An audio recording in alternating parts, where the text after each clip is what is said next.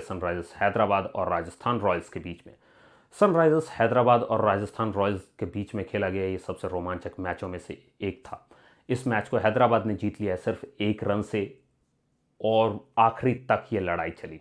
तो पहले बैटिंग करते हुए सनराइजर्स हैदराबाद की तरफ नीतीश रेड्डी ने 76 रन बनाए, जो कि सिर्फ 42 बॉलों में था, और साथ ही ट्रेविस हेड ने 58 बनाए 44 बॉलों में। उसके अलावा क्लासेन ने भी 19 बॉलों में 42 रनों की पारी खेली और टीम के टोटल को 201 तक पहुंचाया। जहां एक टीम 250 मारने की आदी हो गई हो, 250 रन बनाने की आदी हो गई हो, वहाँ वो सिर्फ 201 तक थे। मुझे तो बहुत डर लग रहा था कि आज पता नहीं इनके साथ क्या होगा, क्योंकि 201 चेज़ करना इतना भी मुश्किल नहीं है। अब राजस्थान रॉयल्स की बात करें तो उनके पास ऐसा टैलेंट है कि वो ज़रूर 201 चेज़ करना उनके लिए कोई बड़ी बात नहीं है। तो वहाँ पर रियान पराग ने खेली 77 रनों की पारी, जो कि 49 बॉलों में थी। उसके अलावा यशस्वी जायसवाल ने भी 67 रनों की पारी खेली, जो कि सिर्फ 40 बॉलों में बनाई थी उन्होंने। और हम बात करें कि इन 2 मजबूत पारियों के बावजूद भी वो लोग सिर्फ 1 रन दूर रह गए जीत से, तो ये कहना गलत नहीं होगा कि दोनों ही टीमें, कोई भी इसमें लूज़र नहीं था, मगर मुकाबला बहुत कड़ा था और बहुत टक्कर का था।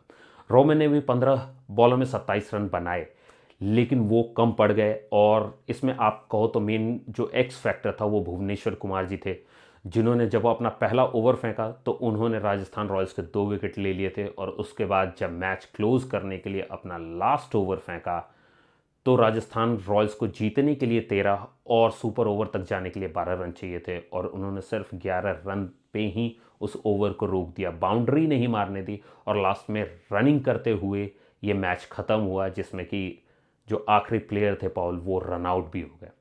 तो मैच बहुत ही रोमांचक था, देखने में बहुत मज़ा आया।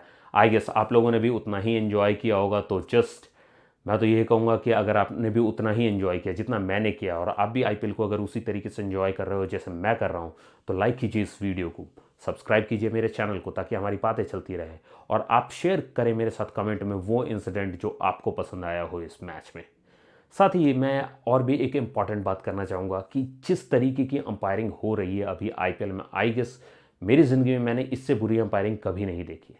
और जो थर्ड अंपायर का रोल है, जो जो टीवी अंपायर का रोल है, वो होना चाहिए कि एक फेयर डिसीजन देना। लेकिन मैंने ये चीज़ नोटिस की है कि वो फेयर डिसीजन देने के बजाय वो रीज़न ढूंढते हैं कि वो किस तरीके से फील्ड अंपायर को बैक कर सकें, और जस्ट उसी अंपायर के डिसीजन को वो रिपीट कर देते हैं। तो मुझे ये देख करके बिल्कुल भी अच्छा नहीं लग रहा है। और शायद इसी वजह से आप कई बार देख रहे होंगे कि ग्राउंड में कई प्लेयर्स जाकर के अंपायर से बहस कर रहे होते हैं, लड़ रहे होते हैं कि ये ऐसे होना चाहिए, ये वैसे होना चाहिए।